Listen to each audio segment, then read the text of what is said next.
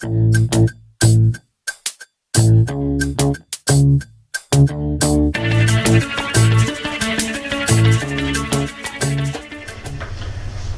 guys, it's Josh, Jeff, and Terry. and we're here to talk about effective communication.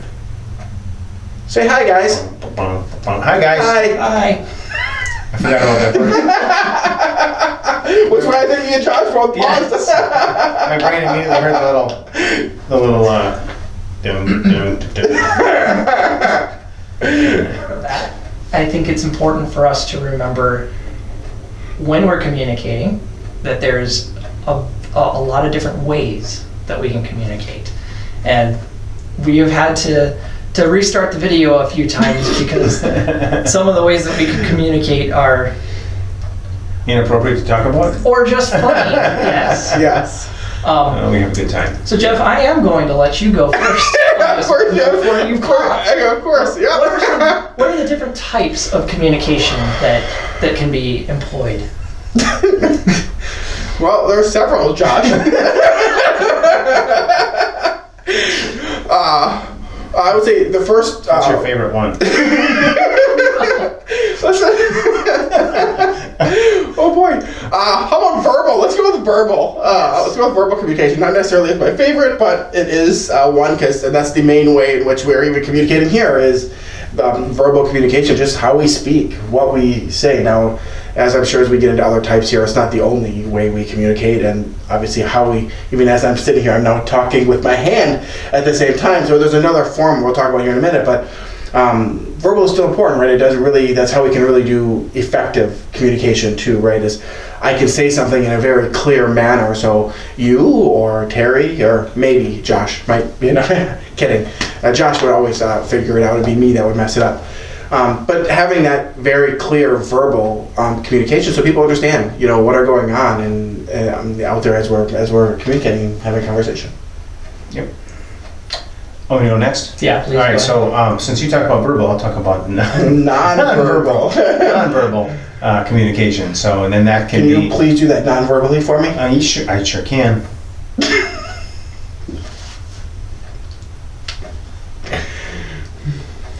It's more boring. It is way more boring. Nonverbal can be many, many different things. Like you're using your hands to talk, right? Yeah. I have my arms crossed right now, right? So you're always conveying some sort of communication type by your body language or your nonverbal communication, right?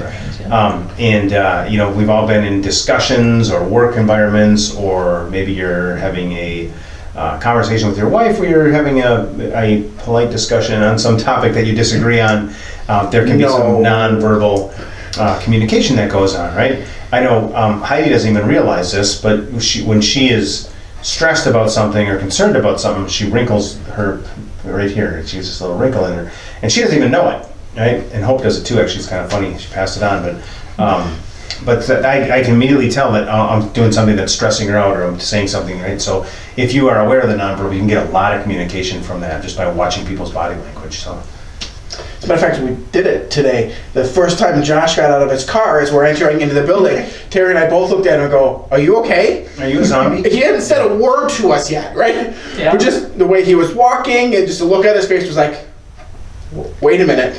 Yeah. It turned out everything was fine. He was just I trying. stood up too fast getting out of the car, so I was seeing stars and about to pass out. So Again, nonverbal communication. We notice something without a word being said, and it's amazing how effective it actually is. Mm-hmm. So I think then the next one, my personal favorite.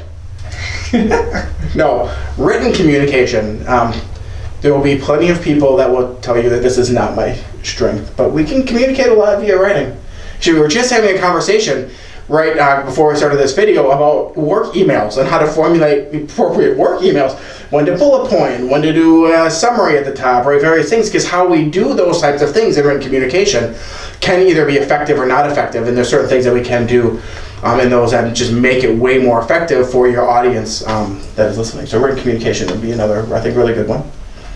Yeah, in written communication, it definitely, there's tons of different ways to have written communication. Absolutely. Right? There's different media that you can use, whether it's email or text messages or a written letter, a little card, whatever, right?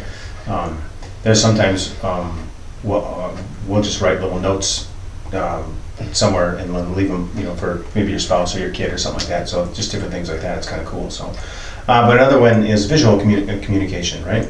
So, and I have no idea what you mean by that. So, Well, I was actually, my question I have on this one is, what do you consider like an emoji? Is that a written or a visual?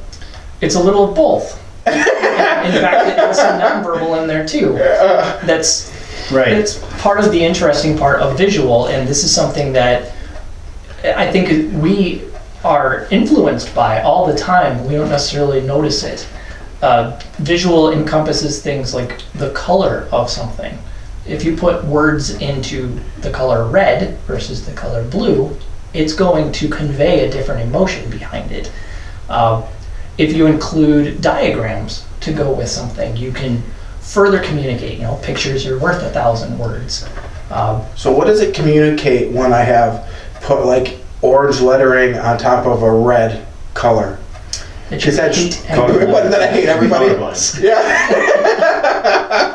So I can't actually read it. Yeah. Yeah. I would communicate that you like Microsoft's hot dog stand color scheme. Yes. So like we covered, there's a lot of different types, and there's multiple subtypes, and there's a blending of types that we just naturally do all the time. And each one of those should be, when you're communicating, something that you work on and that you can become more fluent in, ones that you have strengths in or ones that you have weaknesses in, because people relate to different types of communication in different ways. And we'll get into a little more of when we might want to consider the different types. But within each of those types, there's also different styles, which are kind of a flavor of how you would apply or implement one of those types. So you want to cover one of the styles, Jeff? Sure. I'm gonna go with informal Excellent. because I really want Terry to cover formal. We're gonna get him tails and a top hat. I want to hear him do it in a British accent too. That just to me screams formal for whatever reason. But informal communication, right? A lot of just the fun we're having here is a little bit more informal. Although some of the way we're even doing this, though, tends to be even a little formal, as I steal probably some of Terry's thunder here a little bit, but just a little more informal, just kind of hanging out, having a conversation. That's all just kind of an informal way of doing it. It's just every day. A lot of times, like I said, like an everyday part of a conversation that we'd have with just anyone walking down the street or at a line in a store, although with social distancing, have too many conversations in line anymore, but at a gas pump, right? Different things like that, which is more of an informal kind of style. Is it fair that the medium you choose can also be a whether it's formal or informal, choosing a text message versus an email, or a sticky note versus a actual letter? That would depend upon the generation in which That's you also are, yes. in which you are part of, as to whether you consider a text message formal or not, or a post-it note Absolutely. formal. So there actually probably is a really interesting play on how even generations or groups of people you view formal and informal and those sort of things. So that's actually a really good point, Josh, is knowing your audience a little bit may determine what's informal, formal, what's appropriate and not appropriate in whatever you're trying to communicate. But that's informal. Yep. So what's formal? Formal would be anybody from Britain. Would be formal. or anybody that can do a really good British accent. British accent. I've been just with Wayne for several weeks now. No, about a week. And so I'm working on my British accent. You should continue working on your British accent. I need Wayne here. So Wayne would be Wayne excellent. would help. So I think that formal communication is obviously there's specific use cases for it, right? So whether depending on who you're communicating with, and you want to be in a more formal, and even work emails, sometimes you're addressing someone where you want to say address a high upper level, someone in a company where you're going to call them a Mr. something something or Mrs. something something kind of a thing. So you address it differently. Whereas when you're emailing your coworker, you're just like, hey, bonehead, right? Take care of this for me or something like that. I So have sometimes never once typed that into an email to a coworker. Really? No. You should try it. I think I'll Super effective. So, Josh, you consider that effective communication? Absolutely. Yeah. But I think that, if we look at history, formal communication was a lot more prevalent, right? As communication became, to communicate through a medium other than speaking, and even speaking was formal, but communication became more and more readily available through different mediums. The formality kind of leaves, right?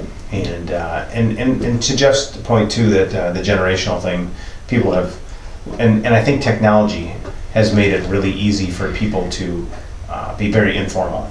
Right? Absolutely. I mean, we've all gotten text messages where people just do speech to text. I mean, that is one of the most informal ways of communicating, because it usually gets all messed up and some kind of weird words and that kind of stuff. So the formal kind of, it's almost like it's kind of being,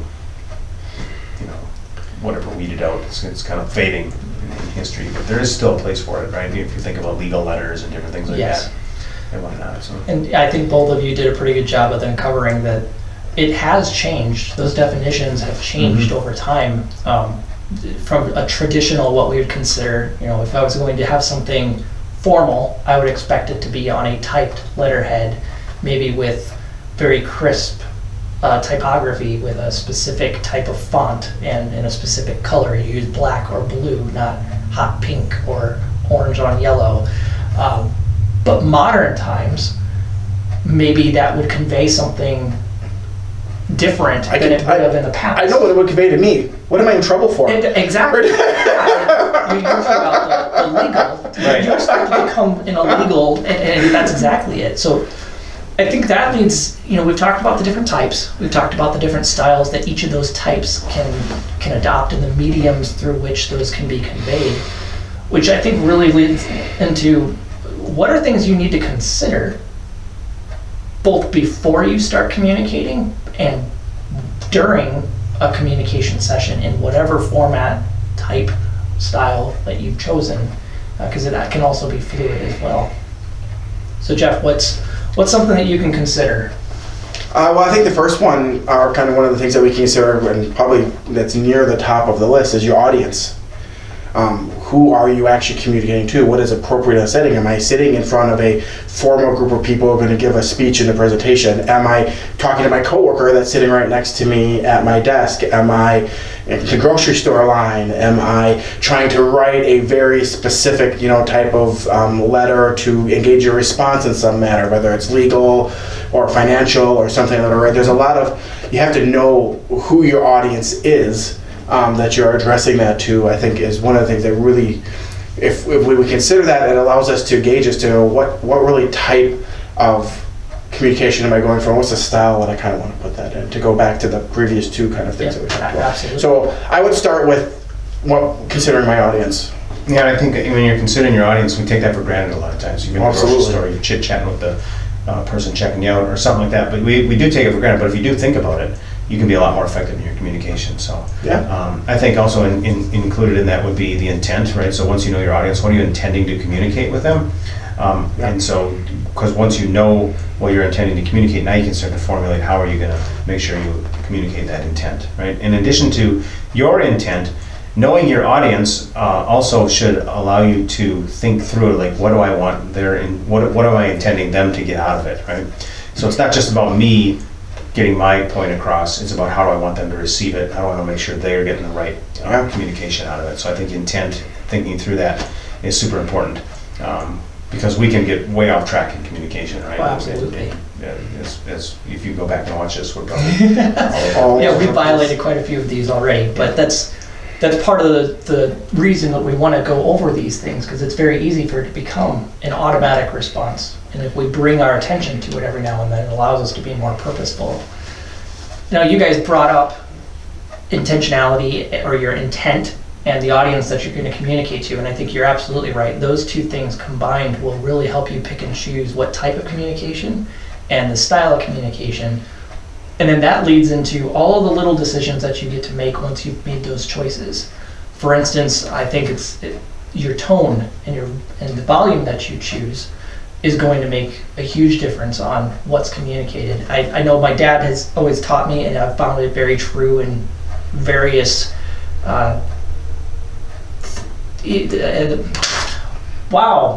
communication is very difficult at times.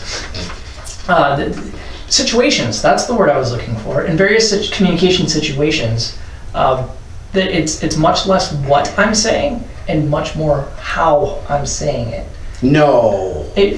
Exactly. and the how is, your tone, your volume, even the vocabulary, how you're sitting, what your face looks like. It can come down to literally what I'm wearing. Am I conveying a very formal message, but I'm wearing a t-shirt and jeans? Well, that conveys maybe a more relaxed than what I'm trying, so I've got a disconnect in how it's coming across. Those are all various things. What's something else that you guys can think of that you should consider when trying to communicate effectively? This happens quite a bit actually. Jeff's over at our place, and one of the kids will come in, and like James will come in, and James will say, "Hey, Lily got hurt on the rocks and she's bleeding." And the way he says it, you're talking about tone and volume, all that kind of stuff. Jeff will look at him and say, "Tell her to come in and we'll take care of it." Right? Knowing that, the way he said it, right? And there was one time he comes in, a couple times, and he's visually shaking, panicking, and I can't remember what he said, but he said something about that they were in a neighbor's yard and she got mad and we're in trouble. And Jeff and I immediately, we didn't ask any questions, we just jumped up and ran outside, right? So his tone, his nonverbal communication, everything said something. Whereas before it's like, "Hey, Lily's bleeding," we're just like, "Yeah, we'll tell her to come in," right? Because you can just tell, right? So there's a lot of different things that go into it. And in that specific circumstance, we were up and out the door, or moving out the door towards him, even before he said a word. Because just the expression on his face is, something is very wrong. I think there's been twice that's happened to us. Yeah. So. Yeah, that's a point. There's a good point in that one. So continuing down this line, Josh, if I may just continue Please. to add in here, vocabulary. What vocabulary would you use? Am I using some, more slang type things, or am I swearing? And I don't personally condone swearing. I think it's a very awful way to do communication, because generally it's done in a very negative context. So I don't personally use it just because I don't think it adds very much value to anything. But it's definitely one of those things that if I'm in a more formal setting where I'm, talking to an executive of my company or some sort of manager of my company, I'm going to avoid using vocabulary like, swearing or, really, crazy slang. I'm going to try to be a little bit more formal in my vocabulary that is doing something. But if I'm just having a conversation with Josh and Terry, I still don't use foul language. But I don't think I've ever really used foul language with you guys. Have I ever? Not that I can maybe ever recall. Once as I hit my head into a brick wall while trying to catch a football. Maybe once, I don't know, something like that. But yeah, that was a long time ago. My head still hurts a little bit. But a lot of times it's a little bit more relaxed just in our conversation, maybe a little bit more slang or informal, shorter sentences, or we throw out a really long word just to try to confuse the other person, right? Just as, some fun. So I think what we do with the vocabulary and the setting and who we're talking with, I think really does matter. Like communiversion? Communiversion. What was the other one that we had? Circumcision? Circumcision or circumstance. Little things that, funny come out of the mouth as you're talking that we had it out as so you guys don't always see it. Yes. Well, vocabulary is one I know that I've personally struggled with, not because I have this even enormous, absolutely even in this talk, but it's knowing your audience and making sure that you're not using technical jargon for someone who has absolutely no idea. That can be very off-putting or even condescending. But also doing it to a younger audience. I wouldn't talk to someone who's, I shouldn't talk to someone who's 5 the same way that I would talk to Terry and Jeff. Either in my word choice or in the style of, some of my vocals. But you also have to be careful not to oversimplify, which I think is something that our modern society is really driving more towards. Which isn't necessarily bad, it's just understanding what is that conveying in and of itself as well. Yeah. I think for the sake of really covering one last topic that plays a huge part in this, personality. knowing someone's personality is critically important, I think, in communication. And even if you don't know their personality, Would you get to your point, please? yes. See, this is what happens. Sorry. Sorry, Aria. What type of personality am I? But that does happen. And you actually bring up a funny point, because having worked I love funny points. with Jeff and Terry long enough, I have learned when I'm trying to communicate something that is important, I can't drone on as much as I have a propensity to. I need to be short, sweet, to the point, and that's not a bad thing. It's good for me to understand that I'm going to communicate more effectively with Jeff if I don't babble on. There's nothing wrong with that. You need to make sure you circumcise your points. I need to circumcise my points. Yes. But then also with somebody who's a little more social, or likes to have a little more fun, I can't be boring and monotone like I'm being now. I need to actually try to be funny and engaging and pause and ask questions, as opposed to just bleh all over everybody. Or story formatted. Or story format, which is something else we were talking about. Yeah.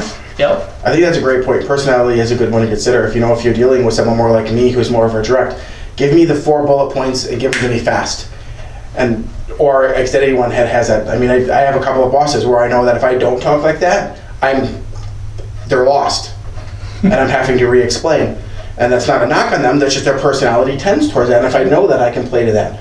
Absolutely. And I know I have some that need some of the background. They need a little bit more of that detail. And so some of that more of that backstory and kind of story format to it, so they can understand it, really does help. I think it goes even back to somebody talking about knowing your audience a little bit. And this is kind of a really good bullet point under there, that using those personalities. And there's a couple of books on this. Robert Rome, where one's called what is the name of that book? Personality profiles. Personality profiles.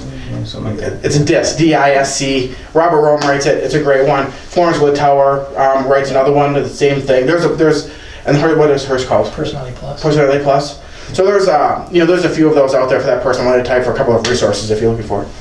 Yeah, I think that one of the key things with communication is definitely to all these different things, and what you're really trying to do is convey a message in the most effective way possible, based on what your purpose is in conveying that message.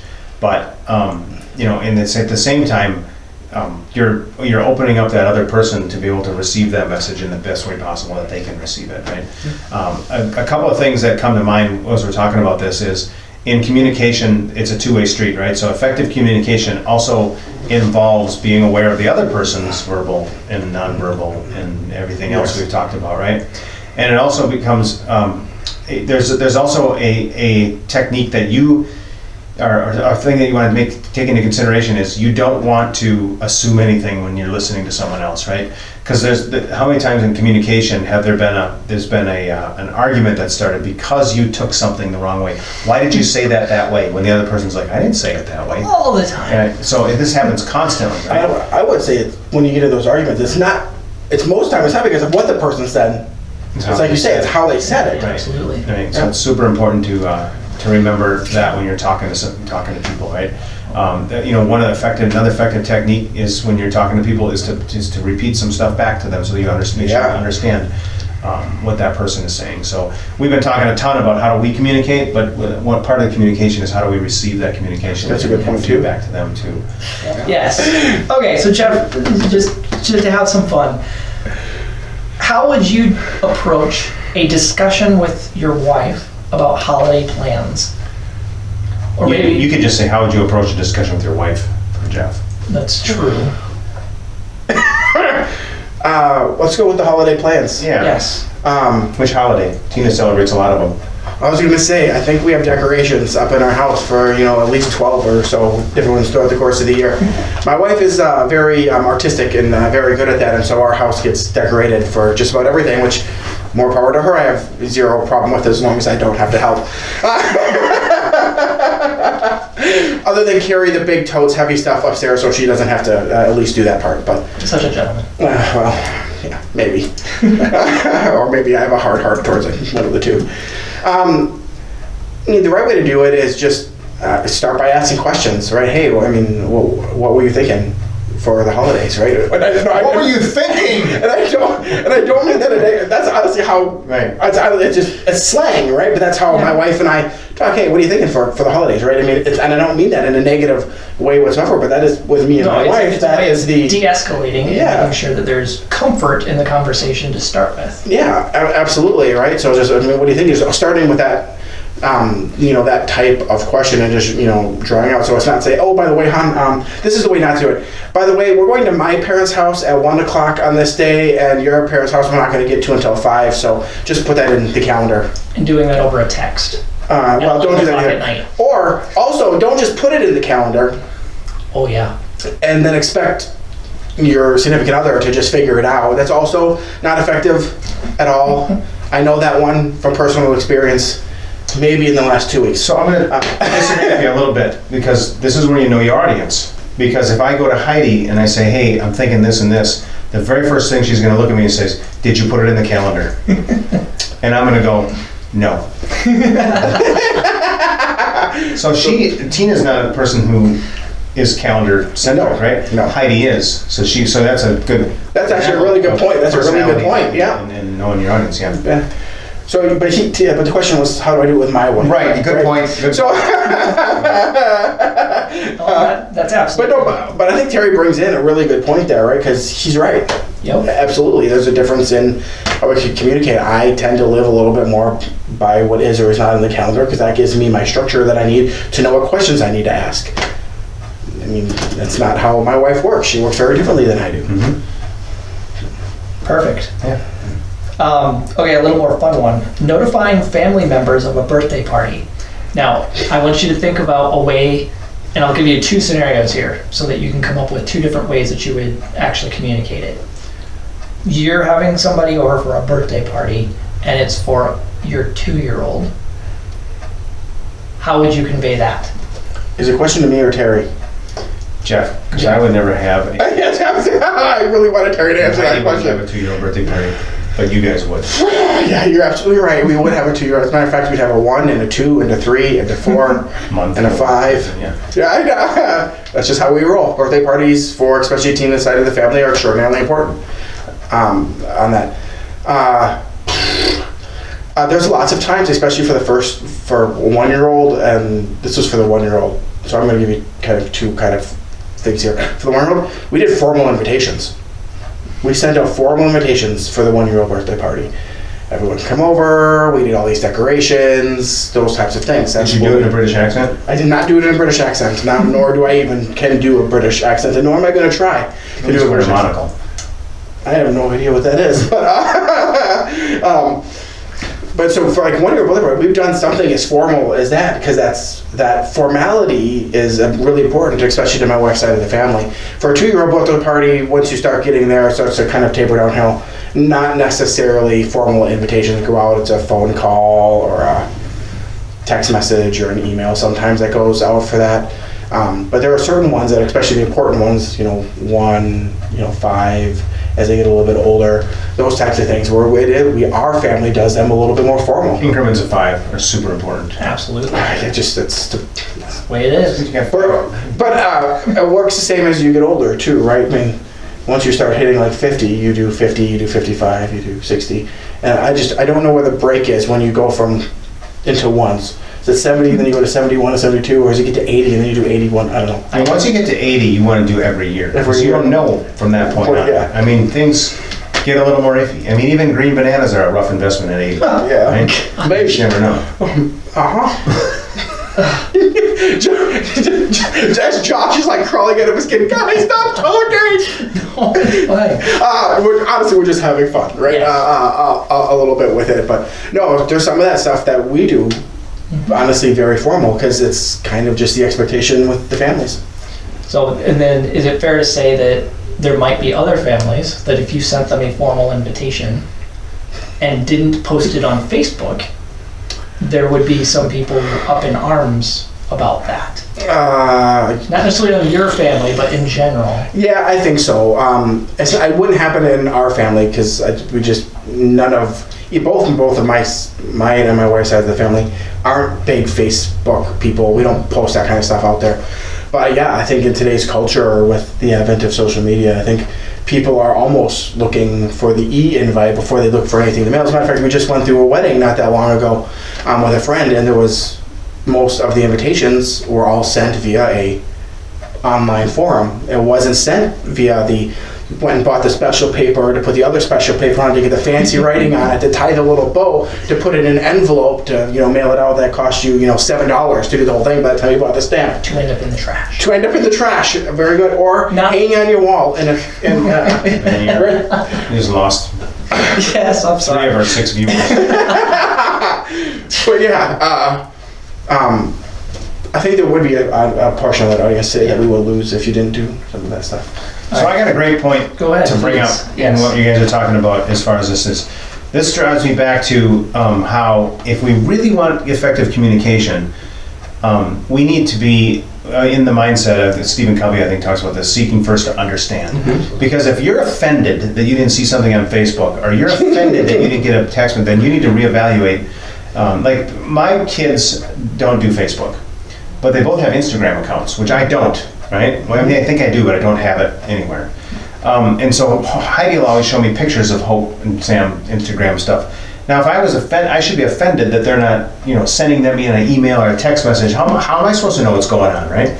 But I'm not. If I want to know those things, I should be willing to figure out that that's how they communicate, and put it on the onus of me. So if you're finding yourself being offended by communication, and somebody's not intentionally doing it, like, Yes. so there's times when people are trying to be offensive. There's bad actors, right? But if they're not intentionally trying to do it, then don't take offense. Figure out the best way, what is in your control, how can you communicate with them, or figure out how to communicate with them. So, and then I appreciate all these examples, but that's ultimately, we're responsible for our own communication, right? And if we walk around going like, well, I can't believe they are, then, that's on us. So, anyway, next scenario. No, I completely agree. Don't make me flip a table. Do we want another scenario?